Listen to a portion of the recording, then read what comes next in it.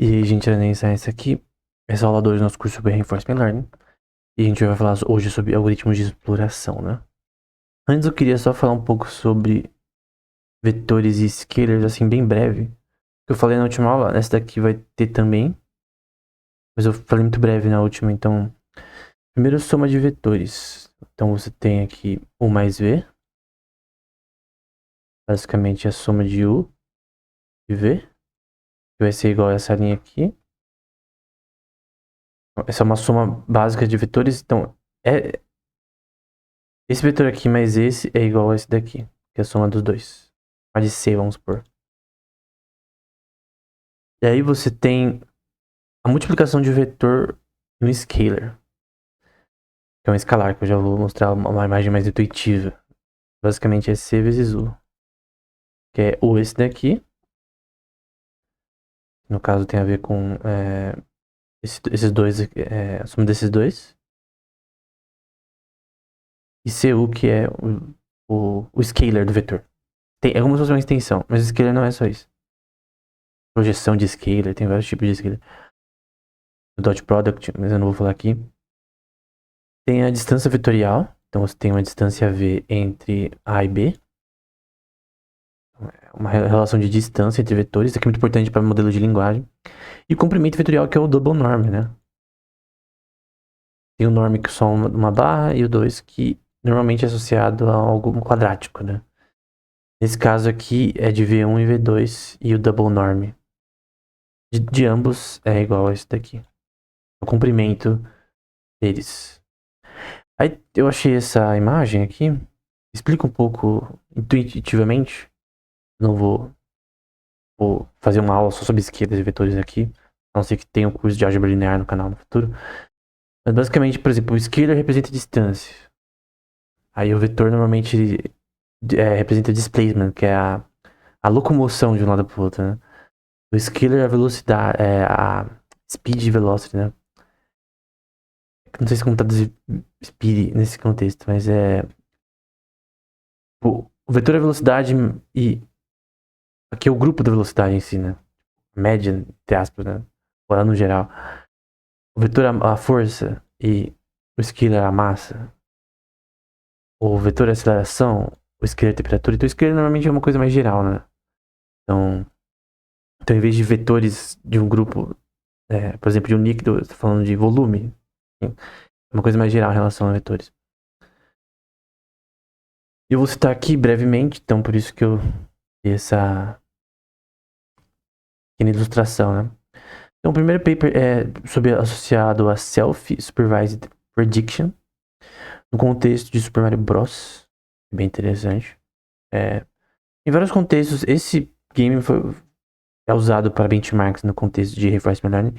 Eu já falei isso no Inteligência Artificial nos games, né? Várias vezes apareceu tanto Super Mario World quanto Mario Bros. Então aqui você tem um agente, tem os estados ao longo do tempo, tem as ações ao longo do tempo. Você tem recompensas ao longo... calma aí. Tem as ações ao longo do tempo.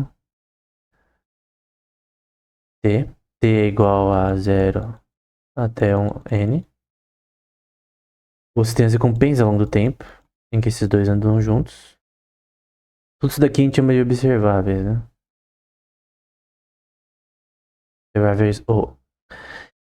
Então, as ações e as recompensas em relação a, por exemplo, vamos supor que o Super Mario vem aqui e morre pro bichinho aqui. Então, uma penalidade numérica. Se ele consegue passar, até vai ser mais pontos, se você quiser também ilustrar os pontos. Questão de maximização dos pontos em relação ao tempo de tela. Também pode fazer isso, né? Na questão de, tipo, as suas ações tem que maximizar os pontos do personagem. Enfim. Ou vencer a tela mais rápido. Eles vão dizer, nosso agente é composto por dois subsistemas. Um gerador de recompensas, que emite um sinal de recompensa. Normalmente é GT, para geradores, né? Intrínseca, impulsionando pela curiosidade, e a policy, que é P, né? Que emite uma sequência de ações para maximizar o sinal de recompensa, né? Policy é uma distribuição de probabilidade. Além das recompensas intrínsecas, que eu já vou falar sobre, o agente também pode, opcionalmente, receber alguma recompensa extrínseca, né? Normalmente é denotado por RI, a intrínseca, e RE é extrínseca. Que recompensas associadas ao ambiente e ao próprio personagem intrínseco, né, no caso, né? Dele mesmo. Vamos supor que a curiosidade intrínseca de recompensa seja gerada pelo RIT. Essa aqui é a recompensa intrínseca. E a extrínseca RET. T é tempo, tá? Então, intrínseca, extrínseca. E a pólice do subsistema é treinada para maximizar a soma de duas recompensas. Então você tem a RT, todas as recompensas, que vão ser a soma das intrínsecas e a extrínseca. São dois tipos de recompensa. Em que RE é normalmente, mas não sempre, zero. Recompensas externas ao personagem. As intrínsecas são do personagem em si, das movimentações que ele faz. Então você tem aqui o modelo, você tem a policy, o esperado, grupo de ações AT, as recompensas extrínsecas e intrínsecas. Mas tem esse monte de coisa. No fim, o que importa são as ações, né? As ações que importam. Aí você tem os seus estados ao longo do tempo, seu programa rodando ao longo do tempo. Você tem a policy futura, né? Que é o A prime. Que é igual a T mais 1. E você tem o R e prime, né? As recompensas extrínsecas prime. É igual a RE T mais 1. E com as intrínsecas também é só a soma das recompensas extrínsecas e intrínsecas associadas às ações. Mas entenda que nessa parte aqui, tu tem a policy associada às ações futuras, né? Mas essas são as ações que dão as recompensas, no fim. Então, ações e recompensas andam juntas. Aí vamos falar sobre o modelo Ford Model. Que vai ter esse parâmetro chamado Phi, associados aos estados, que eu vou falar. São features, né? Características. Tem um espaço característico associado a esse grupo de ações e recompensas que a gente tem. E porque é nesse espaço característico fazer relações de probabilidade. Então essa é a ideia do espaço característico de ações passadas e futuras nesse contexto. E aí você tem a policy, que vai ter como parâmetros os estados do sistema e os parâmetros no geral. Então, parâmetros θP, né? Dado um estado ST, ele executa uma ação AT, uma ação ao longo do tempo, aproximando uma policy, calculando uma policy. Ok, quais as ações que eu tenho que mudar para melhorar meu sistema? Isso que a policy quer fazer. A policy quer. Sem a policy você não tem um sistema que vai mudar.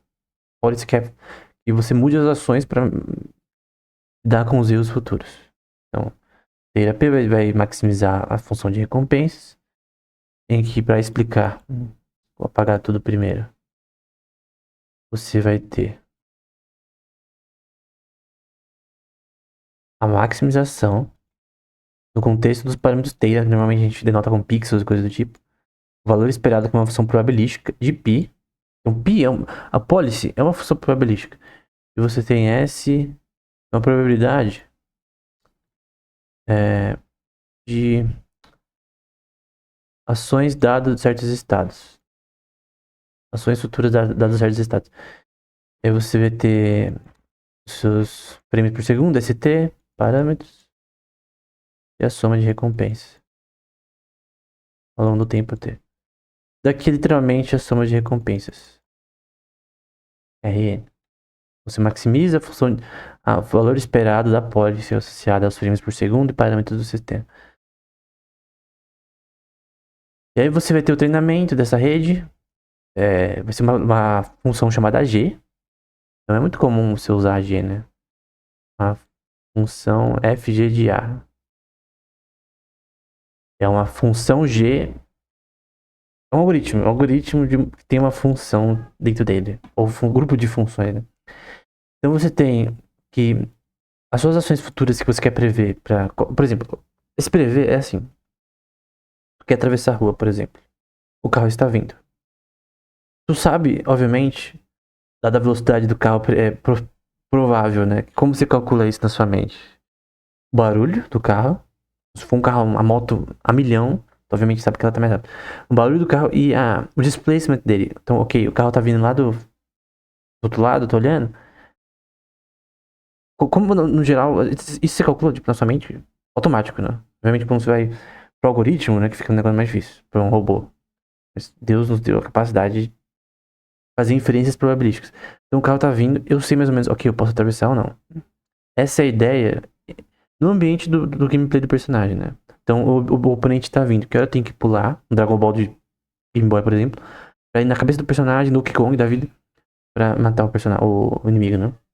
Então isso é uma função, uma função, um algoritmo, que vai ter como parâmetros os estados passados, futuros e teira.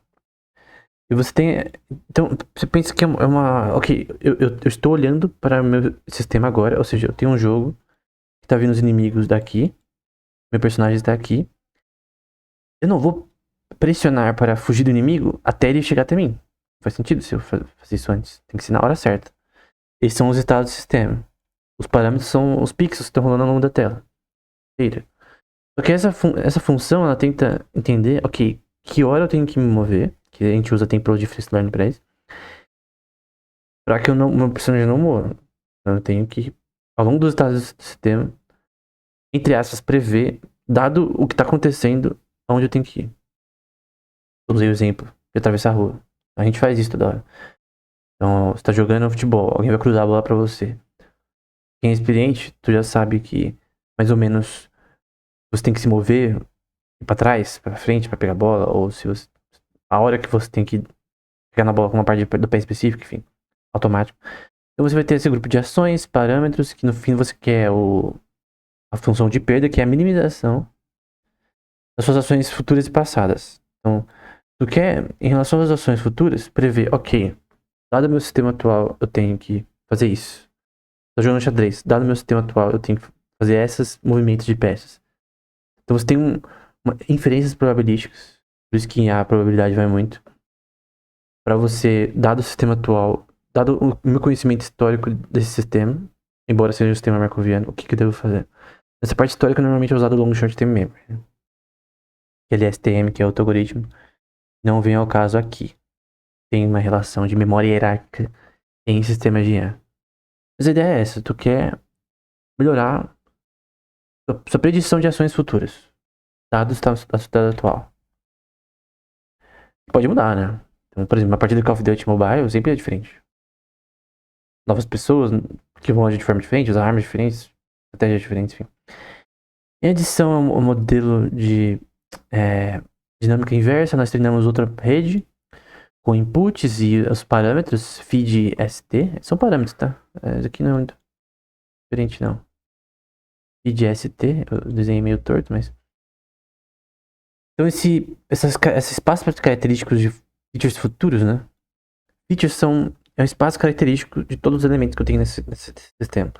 Nesse caso, é dos estados, dos frames que eu tenho.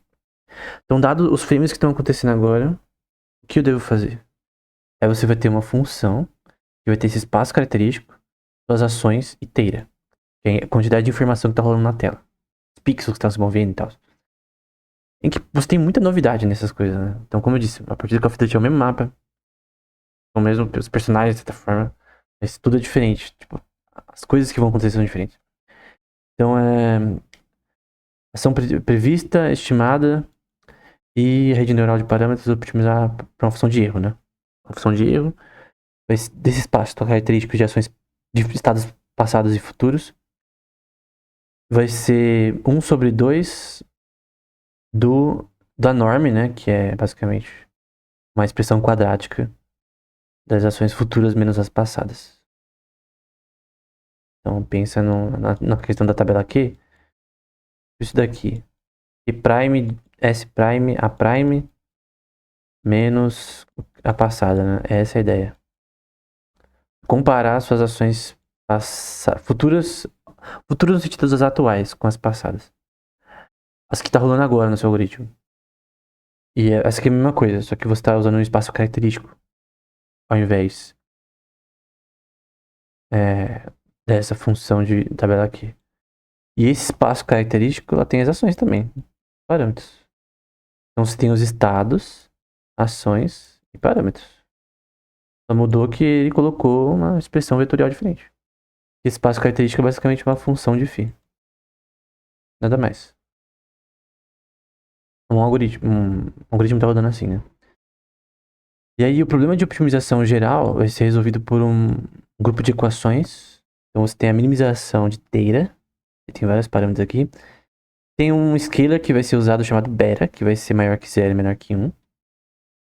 Isso é interessante porque o espaço de recompensas é de 0 até 1 também. Gama, ele vai de 0 até 1. Aí você vai para números reais, né? Como eu disse, isso aqui já é da primeira aula, né? Isso aqui você tem que lembrar, cara. As recompensas são números irracionais. Aqui na matemática. O resultado final de tudo, as suas recompensas no final, é números reais. A projeção, enfim. Então você tem uma constante lambda, que vai ser um modelo de chamado Ford Model Law, né? Que vai ter um valor esperado π. Aí você vai ter os estados do sistema, os parâmetros, soma das recompensas. Só que a diferença é que você vai ter o scalar aqui, né? Que vai ser 1 menos beta mais beta da função de erro. Então, estão aumentando assim a função de erro. Aí vai falar que lambda é maior que 0, que é uma constante.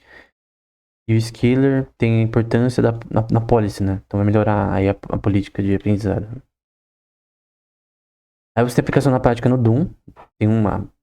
No GitHub tem o VisDoom, que é basicamente uma plataforma de teste de algoritmos no ambiente 3D, né? O Doom é um jogo de... Eu não lembro, é de PC, eu acho, principalmente, né? E é bem famoso por ser um dos primeiros FPS, né? Então, tipo um Quake da vida. Basicamente, eles estão testando nesse ambiente. Tem vários papers que testam coisas, algoritmos do VisDoom. Vários ambientes virtualizados desse contexto, como AI Gym, por exemplo. AI Gym, só se dá um Google, você acha. Também é uma plataforma para você testar algoritmos. E aí você tem um exemplo de... Tipo, o Doom, você tem um mapa e você tem que entender, por exemplo, como resolver como se fosse um puzzle, né? Você tem uma área que você pode percorrer. E nós, como seres humanos, a gente meio que faz um mapa mental. Porque essa parte aqui não é uma rota sem saída. Essa aqui eu tenho que ir. No Homem-Aranha, por exemplo, tem uma parte com Venom no PS1, no Homem-Aranha do PS1, primeiro. É um labirinto que você não tem mapa pra te ajudar e você tem que meio que descobrir pra onde lado que você tem que ir. Mas alguns é tipo um bait pra você ir no lugar errado. Aí tem partes que tá escrito warm, quente, e outras partes cold, frio, tipo freeze. É o Venom também fala nessa questão. Eu acho, por exemplo, naquele jogo específico do Homem-Aranha, aquele é um tipo de puzzle que é muito mais difícil que esse daqui do Doom, por exemplo. Que tem um contexto associado, né? Tanto no que tá escrito nas paredes, do que o Venom fala. De você tentar resolver aquilo, de você tentar entender, ok, onde é blefe e onde eu tenho que ir. E aqui é a mesma ideia. Só que no caso você quer fazer um sistema de IA que, além de atirar, você mover nesse ambiente. Sem aimbot, né? Porque senão tá roubando. Se o agente não conseguir executar essa sequência, ele cai no buraco e morre, não recebendo mais nenhuma recompensa do ambiente. Portanto, ele não recebe nenhuma informação do gradiente indicando que existe um mundo além do buraco que pode ser explorado. Então, o ponto é você ter essa questão de o agente ele explorar mais o sistema e usar as informações que ele vai coletando ao longo do tempo da melhor forma possível, né? Então, esse é o ponto desse paper 2017. O próximo é do Masaglia et al. Também é de exploração com busca em curiosidade. Usando uma coisa chamada Latent Bayesian Surprise. Eu poderia até pegar um paper posteriormente, talvez. Eu vou ver, eu acho que não. Do Schmidhuber. Tem um paper do Schmidhuber que as pessoas gostam bastante de citar. Ele foi no Lex Fridman também, né? O podcast do Lex Fridman. É bem interessante. É um paper sobre forma algorítmica de surpresa e... o termo é funness. Funness, não sei como é o termo em inglês. Mas basicamente é uma forma de tentar, algoritmicamente, você ter surpresa ou noções de... acho que surpresa talvez seja o termo. E aqui é um tipo de surpresa específica que é chamada de latência bayesiana. A gente vai ver como funciona. Surprise ou Bayesian surprise, ou surpresa bayesiana, probabilidade bayesiana normalmente se usa o histórico desse tema, né? essa surpresa, né? O conteúdo de informação é uma variável randômica. E surpresa é randômica, por exemplo, tu tá jogando um jogo, tipo, sei lá, contra um novo personagem no Dota ou no League of Legends. Ele faz um movimento que você nunca viu na vida. Aquilo gera surpresa. Ok, eu não esperava isso. Eu não conseguiria prever que ele daria esse movimento, essa ação. Porque eu não conhecia. Surpresa tem a ver com isso. Como que você lida com coisas novas? Com um ambiente com coisas novas? Com um ambiente que você não conhece? Normalmente, até uma definição do Pen Wang de inteligência artificial geral. É um sistema que lida com novidades. Um paper dele, Undefined Artificial Intelligence, que ele fala isso. Eu não vou deixar na descrição, mas eu já citei em outro curso. Que vai ser definida como um logaritmo negativo da sua própria distribuição de probabilidade. Então ele vai ser menos log, né, que é logaritmo da probabilidade, menos o logaritmo da probabilidade dos estados do sistema ao longo do tempo, dado os estados do sistema e as ações. As ações juntos. Então, você tem que isso daqui, sozinho, já existe. A gente já viu anteriormente. Só que aqui eles estão denotando isso como menos logaritmo dessa expressão. Então, a forma que você plota isso fica totalmente diferente. Do ponto de vista até visual. E aí, vai para uma coisa chamada Dynamic Graphical Models. O MDP de Dynamics. Em que você tem aqui, por exemplo, as ações ao longo do tempo, AT, e os seus estados, que vão gerar os estados futuros, que obviamente tem que agir no sistema ao longo dos frames por segundo para gerar os estados. Só que no contexto desse artigo, o que é chamado de Latent Dynamics, você tem as ações primeiro, até então tudo igual. Aí você tem outro parâmetro que chama Z. ZT mais 1. E vai estar na próxima slide. Em que você vai ter um sistema cíclico em relação a essa variável, né? E Z é uma variável latente. Então, ela é uma variável latente intermediária. Deveria conter a informação necessária para gerar ST mais 1. Os estados futuros. Então, esse Z mais 1 vai gerar os estados futuros. Não dá pra ver. Sempre você pôr de outra cor, né? Acho que tá claro, né? Porque Z mais 1 gera isso aqui. Tal que inferindo a distribuição de probabilidade latente, a probabilidade de ZT mais 1 dado ST mais A. Lembrando que a gente tem nessa visão a definição de probabilidade de surpresa. Então, é uma coisa nova. Mas por isso que é negativo. É uma coisa que você não... O seu sistema não viu anteriormente. E quando você usa no short-term memory, aquilo vai ser armazenado e usado posteriormente. Mas essa é a ideia. Você lidar com surpresas aqui da ação prévia e também para a ação futura, né? Na ação futura, a ordem das coisas muda um pouco. Que vai ser a probabilidade de ST mais 1 ao invés de ZT mais 1, dado a minha variável latente. Essa variável latente é uma variável que vai implicar a noção de surpresa associado aos estados, né? Então, quando eu vejo uma coisa... Vamos supor. Isso aqui é só um exemplo de esdrúxulo, tá? Então, você tem as ações. Você tem os estados do sistema. Mas não importa os estados por enquanto. Tem algo novo que acontece. E se importa isso para os estados do sistema. E você tem uma relação de entendimento, entre aspas. Tem uma variável que vai te ajudar a fazer inferências associadas a esse ambiente. De uma forma melhor. Anteriormente não tinha isso. Então, dados os estados do sistema, você tem uma condição. Eles são condicionados a essa variável latente. Né? Aqui vai ficar mais claro, né? Similarmente, nosso modelo nós podemos treinar no sistema, blá blá blá, um logaritmo. Aí você vai ter esses três. Esses três é muito importante para você entender esse artigo. Tem o latent prior, posterior e o modelo de reconstrução. Isso aqui vai ser usado em outros artigos também. O primeiro, para amarelo. Um de cada vez. Probabilidade inteira dos parâmetros do sistema. Vou fazer de novo esse P. Tudo de novo. Probabilidade dos meus parâmetros. Então, dentro dos pixels que estão na tela, eu tenho minha variável latente, dada os dados do estado do sistema. Isso aqui é o que aconteceu. Agora, o que vai acontecer? O que vai acontecer, a gente vai chamar de quê? Inteira. De novo, a variável latente primeiro. Dado os estados. Ações. Só que agora a gente tem mais uma coisa, que é as ações atuais do sistema. Então, isso aqui é o que aconteceu, o que está acontecendo e o modelo de reconstrução que você vai ter a probabilidade. Aqui a ordem mudou. Estados do sistema e minha variável latente. Né? Então, você quer reconstruir. Dados os seus estados do sistema, tem que fazer algo novo. O que eu tenho que fazer?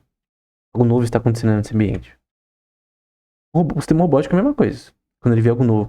Por exemplo, eu tava jogando Call of Duty esses dias e eu consegui a bomba atômica, né? É 25 pessoas que você tem que matar, sei lá, uma coisa assim. E eu nunca usei uma bomba atômica no mobile. Acho que nem no outro. Acho que usei uma vez no máximo. E pra mim, aquilo foi uma surpresa, porque eu nunca vi alguém usando e eu não sabia o que fazer. E eu, no fim, eu me virei. Eu nem lembro como foi, mas no fim eu me virei. Mas o ponto é que lidar com surpresa é isso. Algo que você não espera. E como que você resolve esse problema? Eu tenho que apertar o botão e, obviamente, é difícil você conseguir uma, né? Eu não tava numa ranqueada, né? Acho que nunca vou conseguir numa ranqueada. É uma tela com os caras mais noob. É um jogo normal. Falando nisso, eu tô no nível lendário no Call of Duty. 8.300 pontos, mais ou menos. Mas o grande ponto é que você lidar com surpresa, né? Então você tem a passado, tá acontecendo, e o modelo de reconstrução. Que é o final, o que você quer no final. Esse é o modelo. É o ponto. Todos os componentes e parâmetros são juntos, usando um log-like-hood.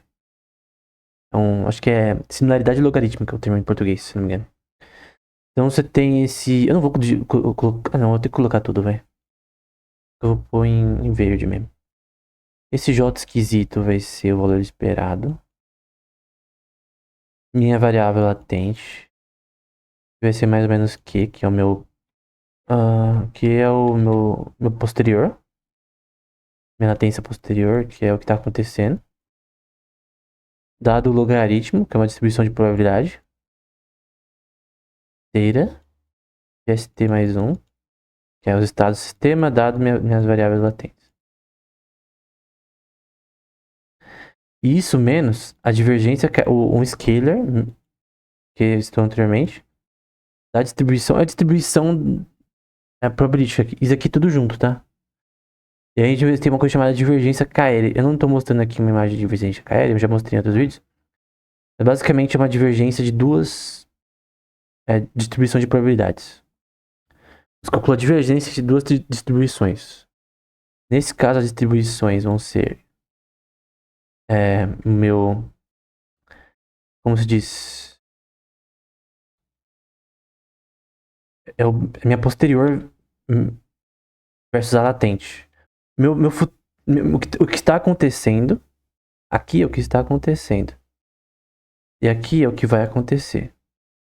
Então você quer saber a divergência entre as duas. Do que está acontecendo no meu algoritmo, o que vai acontecer. Aí vai ser Q de teira, ZT mais 1, blá blá blá. Até, tudo que está aqui, dado, Q de teira, blá blá blá, tudo que está aqui. Então vai ser o valor esperado da probabilidade logarítmica dos estados do sistema em relação às minhas variáveis latentes de surpresa. Então vai ser o meu modelo de reconstrução menos a divergência entre o que aconteceu anteriormente e o que está acontecendo. Vamos lá. É intuitivo aqui. O que eu quero, o que está acontecendo e o que já aconteceu. Do ponto de vista probabilístico. Não sei se deu pra entender. Mas aqui são os resultados. Multi-car é um do AI Engine, né? É um tipo de problema. As pessoas podem aplicar no AI Engine, no GitHub, né? Algoritmos para resolver esse problema. Dá pra ver que na época desse paper, 2022, foi bem sucedido, né? Então, em relação a outros algoritmos. Um deles, ó, 91% num jogo, num tipo de problema chamado no stock, Frozen, Evolve, então, tipo joguinhos, mini-jogos, né? Que o sistema tem que resolver. Sempre tenho que citar, né? Robótica e IA no games é o tema mais importante pra reinforcement learning, assim, de benchmark, né? Então, no fim, é isso. Esse foi um vídeo menor. Eu vou deixar, como sempre, na descrição a bibliografia, por caso que você queira ver. Não é uma bibliografia, né? Os papers que a gente vai citar posteriormente, que eu já citei. Então é isso. Até o próximo episódio.